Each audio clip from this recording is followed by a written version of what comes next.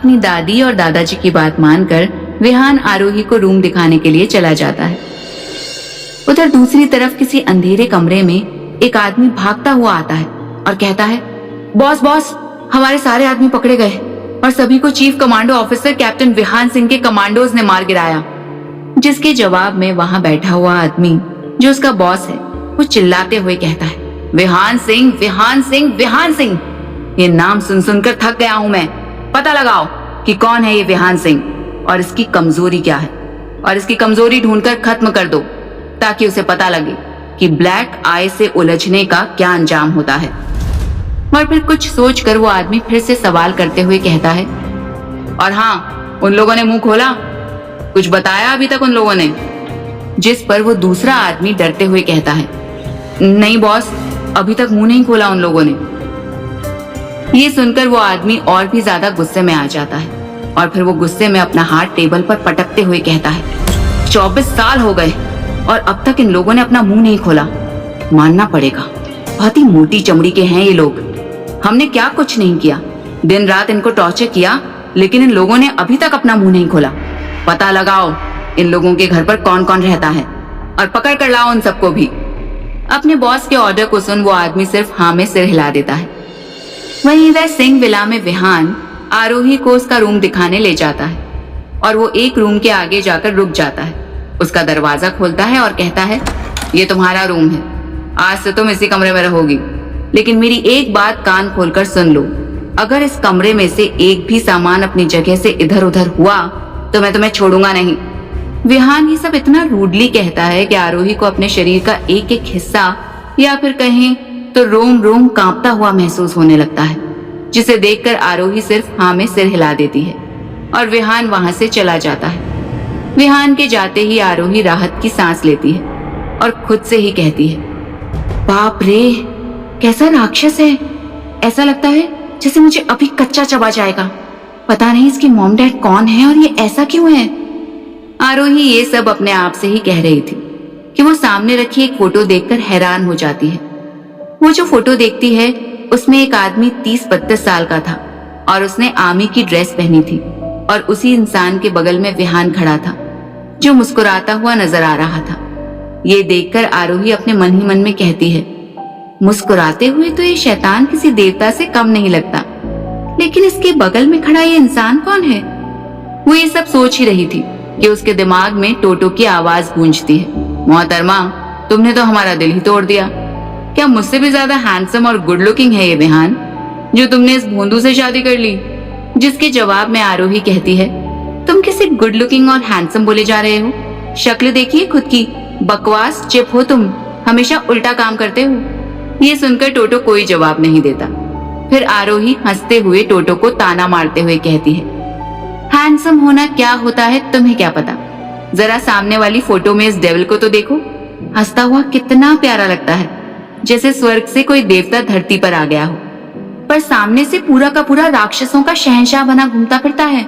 ये सुनकर टोटो थोड़ा अजीब ढंग से कहता है, लगता है मोहतरमा को पहली नजर वाला प्यार हो गया है।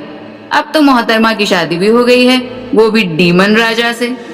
डीमन राजा, ये नाम जैसे ही आरोही सुनती है तो उसे कोई बात ध्यान में आती है और वो सोचने लग जाती है। वो कुछ सोच ही रही होती है कि उसी समय कमरे का दरवाजा खुलता है और रोहिणी जी और रुद्र प्रताप जी एक साथ कमरे के अंदर आते हैं। उनको अंदर आते हुए देखकर आरोही मुस्कुराते हुए कहती है, अरे दादाजी, दादी जी, आप दोनों इस समय यहाँ पर? जिसके जवाब में रोहिणी जी आरोही से कहती हैं, बेटा, हमें तुमसे कुछ बात करनी थी, इसलिए हम यहाँ पर आए हैं। हमें पता है कि विहान ने तुमसे जबरदस्ती शादी की है। ये बात सुनते ही आरोही हैरान हो जाती है और हैरानी के साथ ही उन दोनों की तरफ देखने लगती है। उसे हैरान देखकर रोहिणी जी प्यार से उसके सर पर हाथ फेरती हैं और फिर वो कहती हैं, बेटा, हम विहान को बहुत अच्छे से जानते हैं। वो किसी लड़की के पास जाना भी पसंद नहीं करता, तो शादी तो बहुत दूर की बात है। ये बात सुनकर आरोही उनसे कहती है, पर दादी, जबरदस्ती ही सही, लेकिन अब तो विहान ने मुझसे शादी कर ली है। मैं नहीं जानती हूँ क्यों, लेकिन आप लोग तो उसे जानते हैं। जिसके जवाब में रोहिणी जी उसे कहती हैं, बेटा, विहान ने तुमसे शादी इसलिए की थी क्योंकि हमने उसके सामने एक शर्त रख दी थी कि वो जब तक शादी नहीं करता हम उसे सिंह विला में नहीं आने देंगे। इसलिए उसने तुमसे शादी की थी ताकि वो अपने घर में आ सके। फिर दादी थोड़ी शांत हो जाती हैं और उसी फोटो फ्रेम के पास जाकर खड़ी हो जाती हैं जिसे कुछ देर पहले आरोही देख रही थी, और फिर वो उस फोटो को दिखाते हुए कहती हैं, तुम्हें पता है ये फोटो किसकी है? जिस पर आरोही नाम में अपना सिर हिलाती है। फिर दादी आरोही को बताती है, ये फोटो हमारे दूसरे बेटे और विहान के चाचू आर्मी चीफ रेहान सिंह की है। ये सुनकर आरोही थोड़ा हैरान होते हुए रुद्र प्रताप जी की तरफ सवालिया नजरों से देखती है, जैसे कि वो कह रही हो कि आर्मी चीफ तो आप हैं। उसकी ये हैरानी समझकर रुद्र प्रताप जी बात को आगे बढ़ाते हुए कहते हैं, बेटा मैं आर्मी चीफ नहीं हूँ, मैं रिटायर्ड आर्मी चीफ हूँ। जिस पर आरोही उनसे सवाल करते हुए कहती है, तो दादू रेहान अंकल अभी कहाँ हैं? क्या वो अभी भी अपने आर्मी कैंप में ही हैं? आरोही के सवाल पर रोहिणी जी और रुद्र प्रताप जी थोड़ा भावुक होते हुए कहते हैं, बेटा रेहान अब इस दुनिया में नहीं है। 5 साल पहले वो एक मिशन में था और मिशन के दौरान ही उसे एक लड़की से प्यार हो गया था और वो उस लड़की से शादी करना चाहता था, जिसके लिए हम भी तैयार थे। लेकिन वो लड़की रेहान से प्यार नहीं करती थी, वो सिर्फ ब्लैक आई गैंग के लिए काम करती थी और रेहान से इंफॉर्मेशन निकालने के लिए उसने उसे प्यार के जाल में फंसाया था। और जैसे ही उसका काम हो गया उसने रेहान को मार डाला। इसलिए विहान लड़कियों से सख्त नफरत करता है, क्योंकि एक लड़की की वजह से उसके अंकल जिसने उसे माँ बाप का प्यार दिया वो इस दुनिया में नहीं रहे। ये सब कहते हुए वो दोनों फूट फूट कर रोने लगते हैं। उनको रोता हुआ देखकर आरोही का भी गला भर जाता है और वो सोचने लगती है, क्या सिर्फ इसलिए ही ये डेविल लड़कियों से नफरत करता है? तभी रोहिणी जी खुद को थोड़ा नॉर्मल करते हुए आरोही की तरफ देखते हुए कहती हैं, आई एम सॉरी बेटा, हम अपनी भावनाओं पर काबू नहीं रख सके। जिसके जवाब में आरोही कुछ नहीं कहती। फिर रोहिणी जी अपनी बात आगे बढ़ाते हुए कहती हैं, बेटा रेहान जब था तब विहान बहुत ही खुश रहता था और सबको हंसाता रहता था। वो सबसे ज्यादा प्यार अपने चाचू से ही करता था, क्योंकि उसके मॉम डैड उसे बचपन में ही छोड़कर चले गए थे जब वो सिर्फ 1.5 साल का था। उसके बाद उसके चाचू ने ही उसे पाल पोस कर बड़ा किया। रेहान हमेशा कहता था कि मैं कभी खुद के बच्चे नहीं करूंगा, क्योंकि मेरे पास मेरे भाई और भाभी की अमानत पहले से ही है। इतना कहकर वो कुछ देर सांस लेने के लिए रुकती हैं और फिर बात को आगे बढ़ाते हुए कहती हैं, लेकिन जब रेहान उस मिशन के दौरान उस लड़की से मिला तो उसका मिशन पूरा होने ही वाला था, लेकिन उस लड़की ने उसे मार दिया और तब से विहान बहुत ही चुप चुप सा रहने लग गया। हमारा हंसता खेलता विहान भी उसके बाद से पूरा ही बदल गया। उसके अंदर एक जुनून और एक जिद भर गई कि वो कैसे भी करके एक दिन ब्लैक आई गैंग को बर्बाद करके रहेगा, क्योंकि उस गैंग ने उससे उसका सब कुछ छीन लिया। ये सारी बातें सुनकर आरोही विहान के लिए बहुत ही ज्यादा बुरा फील करती है। तभी फिर रुद्र प्रताप जी आरोही से कहते हैं, विहान कभी भी आर्मी में नहीं जाना चाहता था, वो सिंगिंग में अपना करियर बनाना चाहता था। लेकिन जब उसके चाचू को धोखे से मार डाला गया तो वो पागल सा हो गया। तब से वो सिर्फ बदले की आग में झुलस रहा है। उस दिन के बाद उसने अपने अंदर से इंसानियत, खुशी और प्यार जैसे लफ्जों को खत्म ही कर दिया।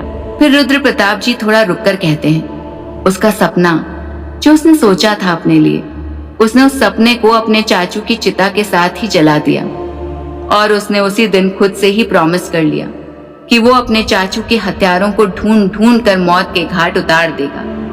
उसके अंदर एक आग जल रही है जो उसे दिन रात जलाए जा रही है। उस दिन के बाद उसने इतनी कड़ी मेहनत की कि कुछ सालों में ही वो आर्मी चीफ बन गया, लेकिन उसने कभी भी खुद को आर्मी चीफ का टाइटल नहीं दिया। वो हमेशा यही कहता है कि वो खुद को आर्मी चीफ नहीं मानता। आर्मी चीफ की पोजीशन विहान के लिए सिर्फ और सिर्फ उसके चाचू के सम्मान को बनाए रखने के लिए है। इसलिए वो खुद को कैप्टन और स्पेशल कमांडो फोर्स का चीफ कभी नहीं कहता है। रुद्र प्रताप जी एक गहरी सांस लेते हुए आरोही से अपने घर की वो सारी बातें कहते हैं जिसे सुनते ही आरोही हैरान हो जाती है। उसके दिल में ये सुनकर हमदर्दी सी जगने लगती है। फिर रुद्र प्रताप जी अतीत की यादों में खोकर आगे कहते हैं, बचपन में जब वो 1.5 साल का था, उस टाइम मैं आर्मी चीफ हुआ करता था और मेरा बड़ा बेटा और मेरी बड़ी बहू मेजर जनरल हर्षवर्धन सिंह और उनकी पत्नी लेफ्टिनेंट कर्नल हर्षिता हर्षवर्धन सिंह दोनों ही एक मिशन में थे, जिस मिशन को मेरा बड़ा बेटा और विहान के पापा हर्षवर्धन सिंह लीड कर रहे थे। वो मिशन था सिलीगुड़ी आसाम बॉर्डर पर, जहां पर एक बहुत ही दर्दनाक हादसे में लाखों लोगों की जानें चली गई थी। वो इसी की जांच में लगे हुए थे कि यह हादसा नहीं बल्कि एक सोचा समझा प्लान था लोगों को मारने का, और उन्होंने इसमें कामयाबी भी पाई और उस इंसान को पकड़कर ले आए जिसका ये सारा किया धरा था। ये बात याद आते ही रुद्र प्रताप जी की आंखों में गुस्से की एक ज्वाला फटने लगती है। उनका रोम रोम गुस्से से भर जाता है और उसी गुस्से के साथ वो कहते हैं, उन्होंने जिस आदमी को पकड़ा था उसका कनेक्शन बड़े बड़े नेताओं से था और उनके साथ एक पागल साइंटिस्ट भी था जो आतंकवादियों के लिए हथियारों का निर्माण करता था। वो साइंटिस्ट ऐसी टेक्नोलॉजी के हथियार बनाता था जिसको कोई भी मशीन डिटेक्ट तक न कर सके। आरोही उनकी सारी बातें ध्यान से सुनती है।